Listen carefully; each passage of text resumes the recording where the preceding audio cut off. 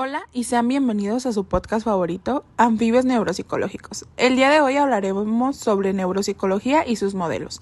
En el estudio nos acompaña Naomi, Odrit y Yair, que nos platicarán un poco de qué es la neuropsicología y sus modelos. Hola, mi nombre es Naomi y les voy a hablar un poquito de la neuropsicología clínica. Es una rama de la psicología la cual se encarga de estudiar las relaciones entre el cerebro y el comportamiento en el contexto clínico de los trastornos.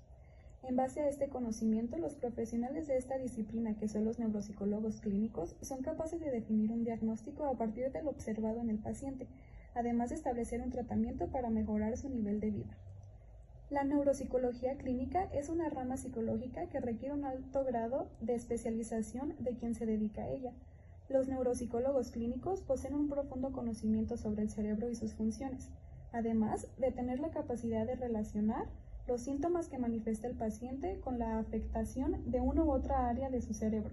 De esta forma, quien se especializa en esta área del saber saben cuáles son las causas y consecuencias de una patología manifestada en el paciente, o también llamada neuropatología. Aunque habitualmente los pacientes que acudan a este tipo de profesionales sufren de alguna lesión cerebral causada por algún tipo de impacto o enfermedad que daña las células nerviosas, también los hay quienes acuden debido a algún tipo de infección, tumor o alguna otra condición médica que implica sintomatología psicológica y alteración en sus capacidades cognitivas, emociones y conducta en general. Lo que distingue a un neuropsicólogo clínico de un psicólogo clínico es el grado de conocimiento sobre el cerebro que posee, además de las alteraciones cerebrales y cómo se manifiestan en las personas en forma de psicopatologías. En neuropsicología es fundamental el conocimiento y saber cómo utilizar varios cuestionarios, como el test de Stroop, el MMPI y el WISE, entre otros. Así, mediante su interpretación, el neuropsicólogo puede conocer cuál es el grado de afectación cognitiva del paciente, viendo sus déficits en el aprendizaje, la memoria, la atención, la lectoescritura, la resolución de problemas y la toma de decisiones. Los pacientes que acuden a este tipo de profesionales pueden sufrir todo tipo de problemas a nivel encefálico, siendo objeto de estudios e intervención.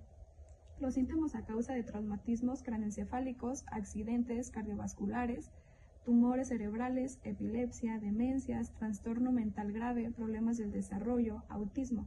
Debido a esto, la neuropsicología clínica está presente en lugares como hospitales, especialmente en el área de neurología y rehabilitación, además de psiquiatría. Les voy a hablar también un poquito de los antecedentes históricos. Aunque el término neuropsicología clínica fue dicho por primera vez en 1913 por Sir William Oster, lo cierto es que se podría decir que viene desde mucho antes, desde el siglo XX. Si bien definirla como parte de esta disciplina quizás sería un error, lo cierto es que las primitivas trepanaciones realizadas durante el periodo neolítico se podrían considerar como las primeras técnicas remotamente relacionadas con la neuropsicología clínica. Se ha supuesto que estas prácticas, las cuales consistían en abrir un orificio en el cráneo de una persona, tenían como objetivo el hacer que los malos espíritus causantes de la conducta típica de las personas afectadas abandonaran su cabeza. Así pues, podría decirse que esta práctica se fundamentaba en la creencia de que la psicopatología tenía una base cerebral y que se podía hacer frente mediante una intervención quirúrgica en el encéfalo. Sin embargo, las raíces más claras y sólidas de la moderna neuropsicología clínica se pueden encontrar a partir del siglo XXI, en el que no eran pocos los médicos europeos que defendían que debía haber una relación entre el cerebro disfuncional y los síndromes que manifestaban sus pacientes. Muchos fueron los grandes personajes de este siglo y del siguiente que contribuyeron en el desarrollo de la ciencia. Jackson fue el primero en hipotetizar que los procesos cognitivos tienen lugar en partes del cerebro, y esto fue confirmado mediante los hallazgos de Paul Broca y Carl Wernicke, mediante sus hallazgos en problemas del lenguaje y zonas cerebrales afectadas. Muchas gracias, Naomi. Audrey, ¿tú qué nos puedes decir al respecto de la neuropsicología? Hola, mi nombre es Odrit y hoy les voy a hablar sobre los modelos de la neuropsicología cognitiva. Primero los voy a poner un poco en contexto diciéndoles lo que es la neuropsicología cognitiva. Esta es una rama de la psicología que estudia cómo las funciones cognitivas, como la memoria, el lenguaje, el aprendizaje, la percepción, se relacionan con el funcionamiento del cerebro. A lo largo de los años, los diferentes autores que han investigado esta rama han creado varios modelos teóricos y marcos conceptuales, los cuales vamos a ver algunos como los más importantes o los que yo considero que son mejor para comprender más lo que es la neuropsicología cognitiva. El primero y el más simple, por así decirlo, es el modelo del procesamiento de la información. Este básicamente nos dice que el cerebro funciona como una computadora, decir, que almacena la información y procesa la información igual que una computadora. Este proceso se divide en varios componentes que voy a explicar. El primero es la entrada de la información. La información entra por medio de los sentidos, o sea, la vista, el oído, el olfato, en esos. Una vez que entra la información, el cerebro la codifica, es decir, que la procesa, o sea, como que convierte la información en algo que se pueda como, que el cerebro pueda comprender, o sea, como cambiarlo de formato. Otro de los componentes sería la memoria y es pues cómo la información se almacena dentro del cerebro. Una vez que la información fue codificada y almacenada, ahora se hacen procesos cognitivos. Esos procesos son es para darle utilidad a la información procesada o en procesos que son como la resolución de problemas, el razonamiento, la percepción, entre otros. Y el último es la salida de la información. Una vez que la información ya fue procesada y todo eso, pues sale de alguna manera. Esto es en forma de conducta, ya sea una acción física, una decisión o el habla. Después está otro modelo que es el modelo de procesamiento distribuido. Este básicamente nos dice que el cerebro no procesa la información en etapas como en el modelo anterior, sino que cuando entra la información se activan diferentes partes del cerebro de manera simultánea. Incluso nos dice que la información se almacena en diferentes partes del cerebro y no solo en una. Las diferentes áreas del cerebro están interconectadas. Esto permite una buena comunicación y la integración de la información de diferentes fuentes. Y el último del que les voy a hablar es el modelo de memoria de trabajo de Baddeley y Hitch. No sé muy bien cómo se pronuncia, pero es algo más o menos así.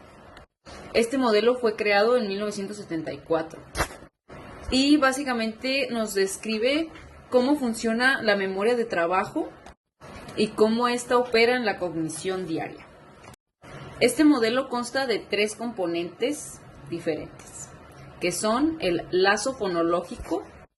Este componente está relacionado con el procesamiento de la información verbal y auditiva. El segundo componente es el cuaderno visoespacial. Este, pues como su nombre lo dice, procesa la información visual y espacial. Y el último es el sistema ejecutivo central.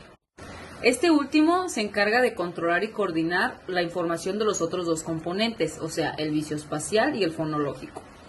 La información visual, espacial, auditiva y eso. Entonces, con esa información, el central coordina la atención selectiva, la resolución de problemas y la planificación. Otra de las cosas que estos 2 autores mencionan sobre la memoria de trabajo, en su modelo es que la memoria de trabajo tiene una capacidad limitada de recuperación de información. Esta puede verse interferida o ver una pérdida total de ella. Y bueno, pues con estos 3 modelos espero que puedan entender un poco más de qué va la neuropsicología cognitiva. Y bueno, con eso yo me despido. Gracias. Te agradecemos tu participación, Audrey. Dinos, Jair, ¿tú qué tienes para decirnos? Hola, mi nombre es Jair y hoy les voy a hablar de uno de los modelos neuropsicológicos en redes neuronales. Para empezar y para ponerlos un poco más en contexto, ¿Qué es un modelo neuropsicológico en redes neuronales? Pues son herramientas de investigación que simulan procesos cerebrales para entender cómo pensamos y actuamos. Por ende, son áreas de investigación que buscan comprender cómo funcionan y se relacionan las redes neuronales en el cerebro humano. O se hace que estos modelos intentan replicar y simular procesos cognitivos y neuropsicológicos utilizando las mismas redes neuronales, ya que buscan obtener una mejor comprensión de cómo se llevan a cabo las funciones mentales en el cerebro humano.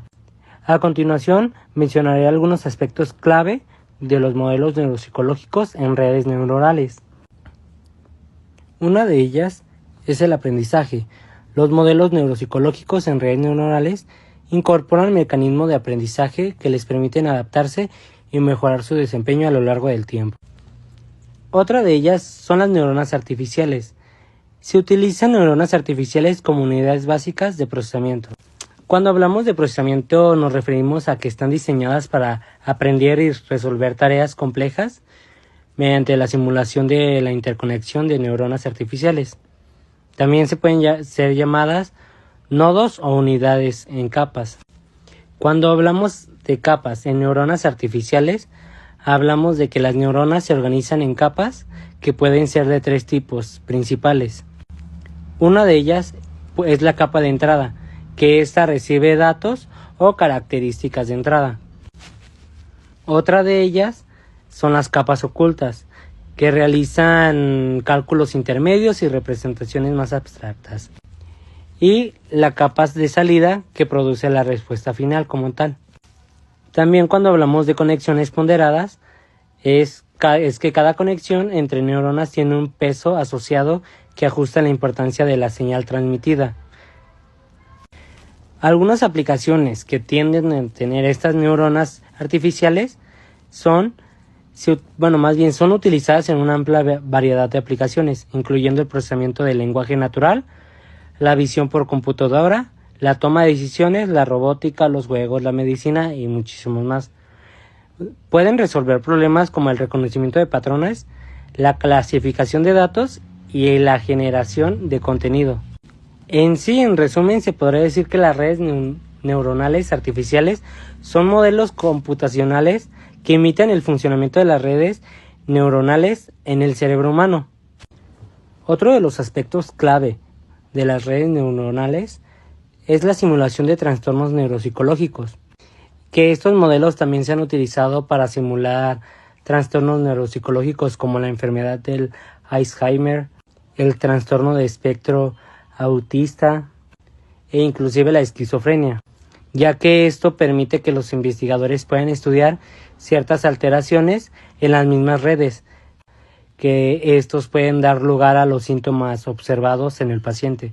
Para resumir un poco más de esta información y todo, un ejemplo en la vida cotidiana de los modelos neuropsicológicos en las redes neuronales sería la tecnología de reconocimiento de voz en unos asistentes virtuales.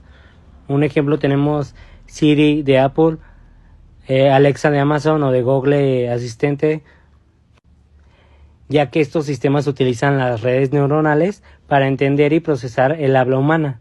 Simulan ciertos aspectos de cómo el cerebro humano llega a procesar el lenguaje y puede adaptarse y mejorar con el tiempo a medida de que uno interactúa con ello, ya que por si lo han visto, esto permite que tanto como Siri, como Alexa, como Google te puedan responder con comando de voz y realicen tareas como buscar información en la web o controlar dispositivos del hogar, lo que refleja el uso de los modelos. Obviamente pues en tecnología, no tanto como en un cerebro humano, pero es algo similar de lo que pasa como en nuestro cerebro. En resumen, podremos hablar de que los modelos neuropsicológicos en redes neuronales son herramientas poderosas para explorar y comprender el cómo funcionan los procesos cognitivos y neuropsicológicos en el cerebro humano.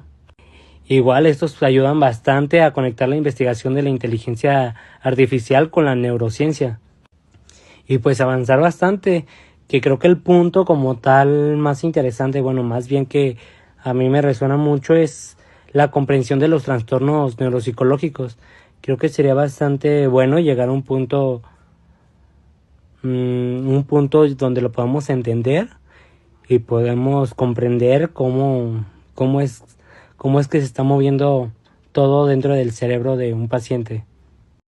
Muchas gracias, Yair, por tu valorable opinión. Muchas gracias también a las demás participantes, Odrit y Naomi, por haber participado en este podcast, y a ustedes, oyentes, por haberse quedado estos 15 minutos a aprender un poco más sobre neuropsicología. Me despido, mi nombre es Victoria y nos vemos en un próximo episodio de Anfibios Neuropsicológicos. Muchas gracias.